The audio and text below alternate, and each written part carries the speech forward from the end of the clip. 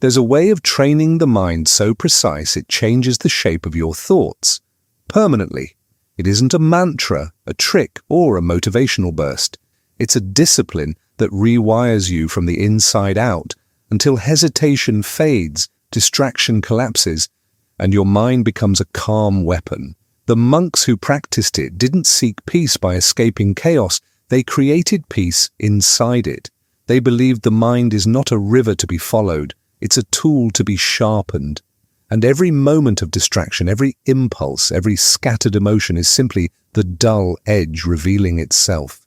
The method was simple, terrifyingly so. They learned to observe every thought as if it were not theirs. No judgment, no resistance, just awareness. Day after day, they dismantled the illusion that thoughts had power. Over time, something extraordinary happened. The mind, stripped of chaos, began to reshape itself. Clarity replaced confusion. Focus replaced fatigue. They no longer reacted. They responded.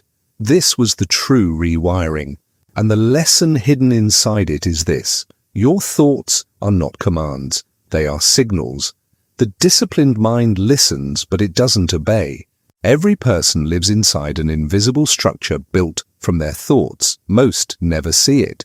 They decorate it with beliefs, paint its walls with memories, and call it personality. But deep inside, that structure is unstable. It reacts to every sound of the outside world. One insult and it shakes. One failure and it cracks. That's why most people are exhausted. Not because life is heavy, but because they are constantly repairing a house that keeps collapsing. The monks understood this centuries ago. They saw that the mind, left untrained, behaves like a wild architect, building without plan, without measure, without discipline. They didn't try to destroy their thoughts. They rebuilt the foundation. Each thought, they said, is a brick. Some are weak, made of impulse and fear. Others are strong, made of truth and purpose. When the weak bricks dominate, the mind collapses under its own weight. The method that rewires your mind begins here, by observing which thoughts you use to build your internal world. That's why the first command of their training was simple. See what you're thinking before believing it. They practiced this through an ancient form of awareness. When anger arose, they watched it. When desire burned, they studied it. When distraction whispered, they labeled it gently and returned to stillness. At first, this felt impossible. The mind screamed louder when they tried to listen, but over time they realized the screaming was not the enemy. It was a teacher. The louder the thought, the deeper the attachment. By meeting those thoughts directly, without fear or indulgence, they began to separate identity from noise. The one who observes is not the one who reacts, and that single realization begins the rewiring process. You felt it before, that small gap between impulse and action, the urge to check your phone, to complain, to delay, and then the second voice that says don't. Most people ignore that second voice. The monks amplified it. They made it the only voice that mattered, because that small space between thought and action is where transformation begins. Every time you choose awareness over reaction, the brain physically changes. New circuits form, old ones die. Neuroscience now calls this neuroplasticity. They called it awakening. A neuroscientist at Harvard once said, "Every moment of mindfulness is a physical act. It's a sculpting of the brain." The monks knew this centuries before brain scans proved it. They didn't need machines. They watched their minds reshape themselves through repetition. The first week of practice brought chaos, intrusive memories, endless restlessness. But by the third month, their perceptions slowed. They began to see thoughts arrive before they could take root. That awareness made choice possible. Modern people misunderstand freedom. They think it means doing whatever they feel, but that's not freedom, that's slavery to emotion. Real freedom is the ability to decide which thought deserves your attention. That's why the monks said, the untrained mind hears 10,000 voices and obeys them all. The disciplined mind hears 10,000 voices and moves only when truth speaks. The method required precision. Every day before sunrise, they would sit in absolute stillness and record each wandering thought, not in writing, but in awareness, labeling it as fear, desire, memory, noise. Their goal wasn't silence, it was separation. To know that thoughts are weather passing through the sky of the mind. You don't need to chase clouds to know the sky exists. In modern terms, this is cognitive diffusion, detaching from thoughts instead of drowning in them. The monks learned it through discipline, not theory. Each distraction was a test. When hunger appeared, they didn't suppress it. They watched it bloom and fade. When doubt appeared, they didn't argue. They let it echo and dissolve. With time, the cycle shortened. What once ruled them lost its power. Imagine living like that, no longer controlled by every mood or random thought.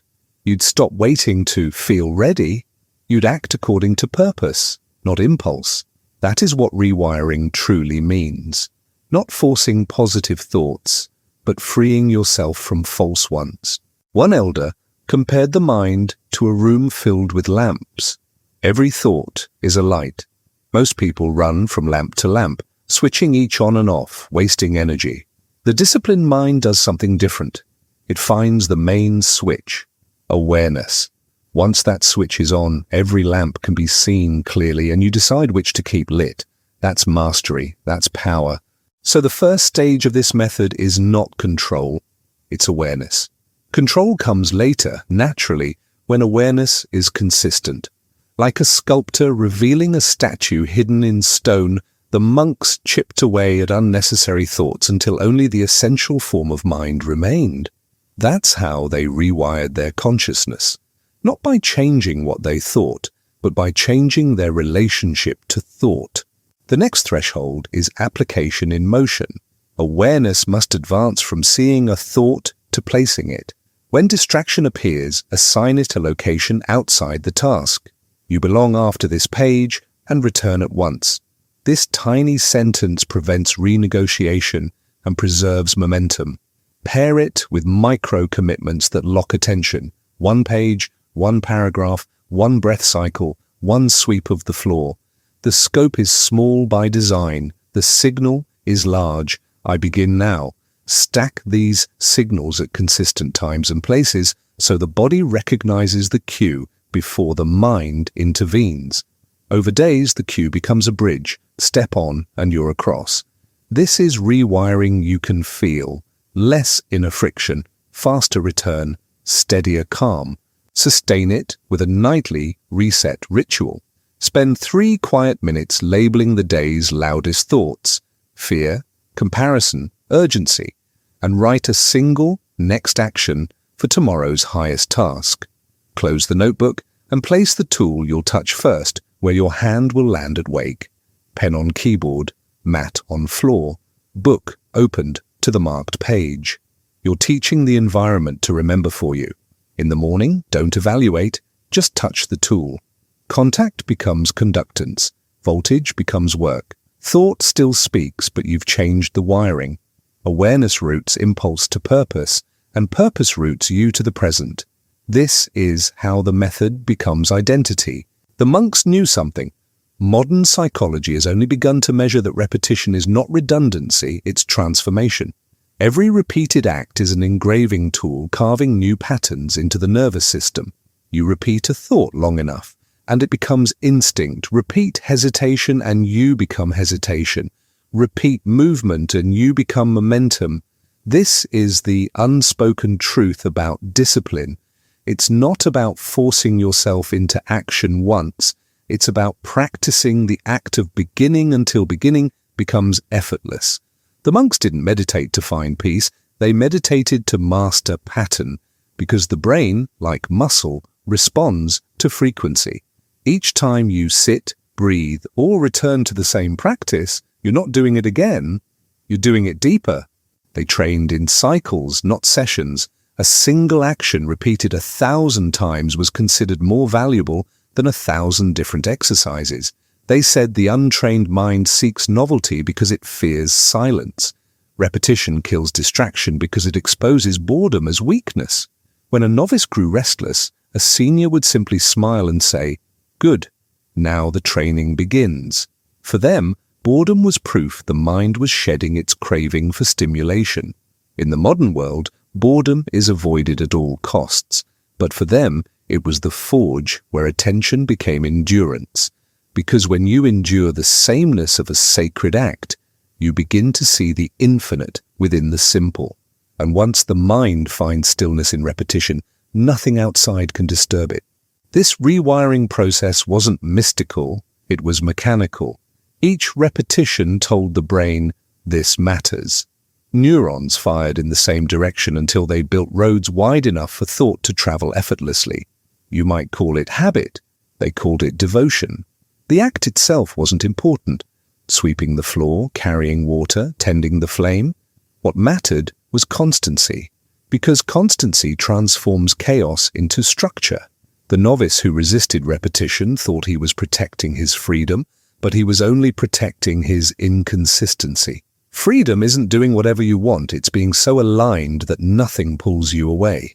Modern neuroscience now mirrors these teachings. The circuits of attention, emotion, and willpower grow stronger only when signals repeat under stable conditions. Each moment of resistance met with action sends electricity through those circuits, thickening the path. The monks describe this as walking the same line until the ground forgets your weight.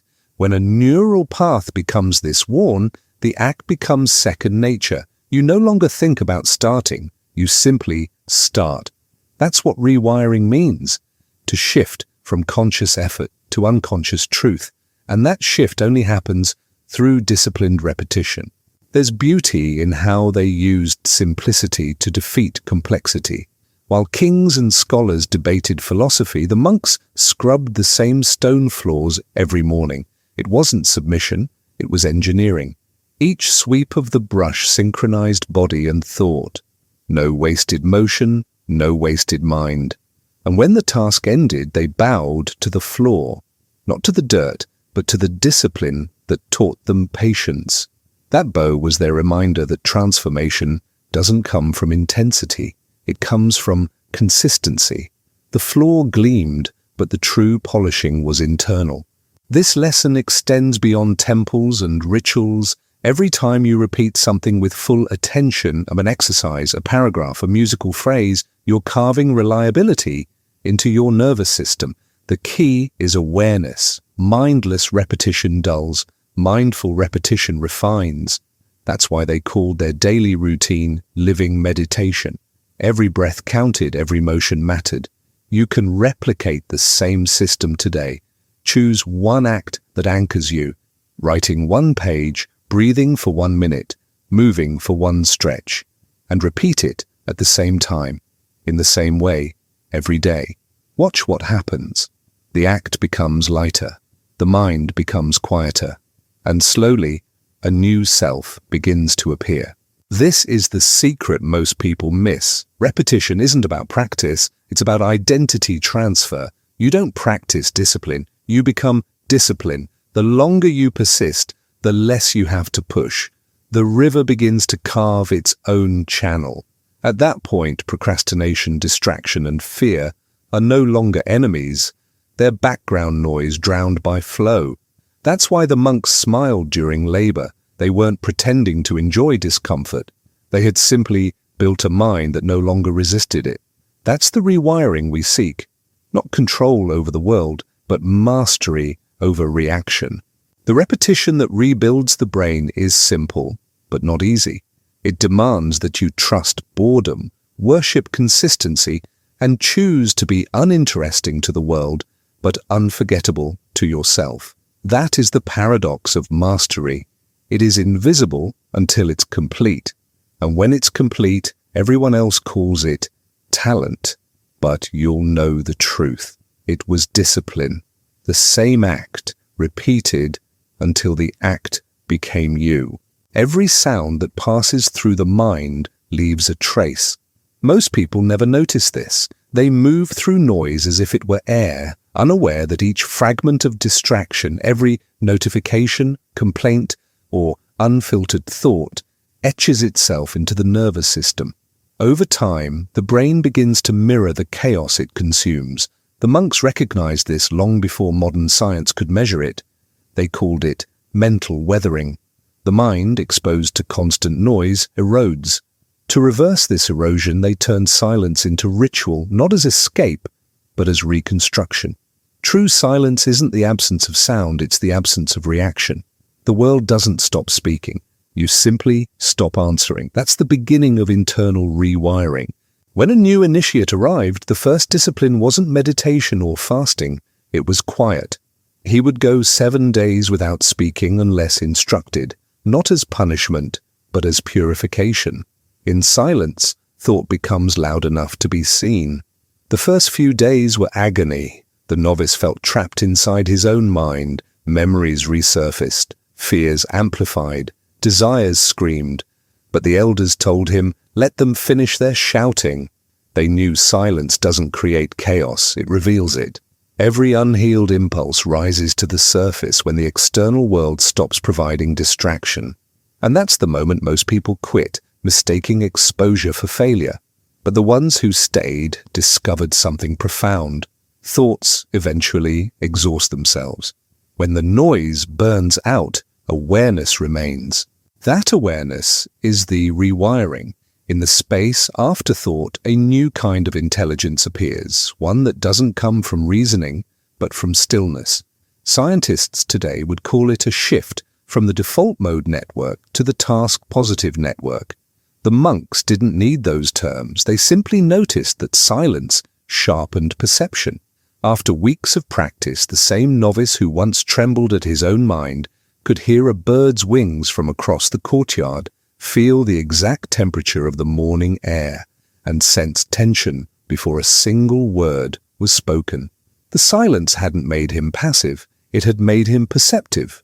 This is the paradox of stillness. It is the most active state of all. To remain unmoved in a world of movement is strength. To remain silent in a world of noise is mastery. Every person today seeks stimulation, as if constant noise proves life is full.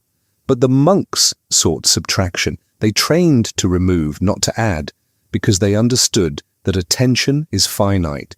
Every ounce wasted on chaos steals clarity from purpose. The method that rewires your mind demands this exchange: less noise, more knowing. You cannot build focus on the foundation of interruption. You cannot access higher thought while trapped in reaction. That's why they said, the one who chases sound will never hear truth. Modern people misunderstand silence as emptiness when in truth it's calibration. The monks used it to reset the rhythm of the nervous system. When the body slows, the heart steadies and the breath deepens, electrical coherence emerges in the brain. This physiological harmony mirrors mental order. Silence isn't the goal, it's the gateway. It restores the original wiring, the one built for presence, not panic. You can replicate this. Begin with one silent interval daily. No music, no screens, no movement. Sit long enough to hear the mind's restlessness and don't interfere. Watch as it shouts, stumbles, and eventually falls quiet. What remains afterward is not blankness, it's bandwidth. The mind has freed space for new structure. The most advanced monks carried this silence into motion. They spoke, but never reacted. They worked, but never hurried. Silence became an inner constant, not a place to visit, but a state to live from. That's the true rewiring, when stillness moves with you. Imagine navigating your day that way. Emails, deadlines, conversations, all processed through silence before response. Your tone softens, your decisions sharpen, your mind begins to predict tension before it arrives. That's not mysticism. Its neurological precision is born from discipline. The external world hasn't changed, but your internal wiring has been rebuilt to handle it. When a master was once asked, "Well, what have you gained from all these years of silence?" he replied, "Nothing. I've lost everything that wasn't real."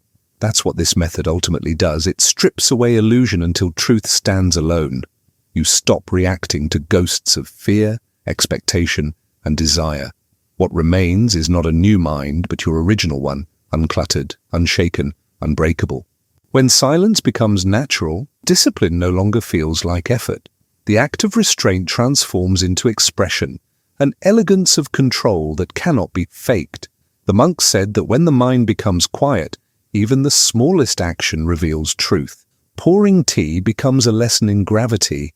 Sweeping the floor becomes a study in rhythm. Every motion mirrors the state of your awareness. This is why they never separated meditation from living. Sitting in stillness and walking in silence were not different practices. Both trained the same muscle, presence without noise. Modern life has forgotten this. You meditate for 10 minutes, then spend the other 23 hours destroying what you just built. But true practice never ends. Once you understand this, you stop chasing peace and start carrying it. To rewire the mind fully, silence must evolve from something you enter to something you become. At first, it's external, the quiet of a morning, the pause before speaking. Then, it turns inward, a stillness that remains untouched even when the world shakes around you. That's the final transformation, because the moment silence exists inside you, you can move through chaos without absorbing it. The voices, the screens, the demands, they keep shouting, but none of them land. You're not detaching from the world, you're tuning its volume down to truth, and from that place, every choice becomes deliberate, every action aligned, every word necessary. Rewired thought creates a rewired life. You no longer ask, how can I stay focused? Because focus is who you are. You no longer ask, how do I find peace? Because peace is your default setting. This is the summit of the method, when silence no longer isolates you but amplifies you. The monks called it hearing the world as it truly is. You'll call it freedom. The mind was never your enemy. It was simply untrained. Every fear, every burst of procrastination, every wandering thought was the mind's way of protecting you from change. But once discipline teaches its silence, that same mind becomes your greatest ally. You stop negotiating with distraction. You stop chasing motivation. You act because acting is who you are. The monks discovered that freedom isn't found in stillness or chaos. It's found in mastery, the ability to remain unmoved while everything moves around you. That's what this method really does. It doesn't promise power, wealth, or constant joy. It offers something infinitely rarer, clarity, the ability to see the world as it is and still choose your direction with calm precision. And when you live from that state, nothing external has authority over you. The noise fades, fear dissolves. What remains is quiet, strength, a mind no longer ruled by impulse, a life no longer shaped by hesitation. The truth is, you've always had this power. It's buried beneath reaction, beneath chaos, beneath the stories you tell yourself about what's possible. But with every moment of awareness, every repetition, every breath of silence, the old wiring breaks and the new one takes shape. You become what the monks became, a being of motion without noise, purpose without pause. And that is how you finally master the mind that once mastered you.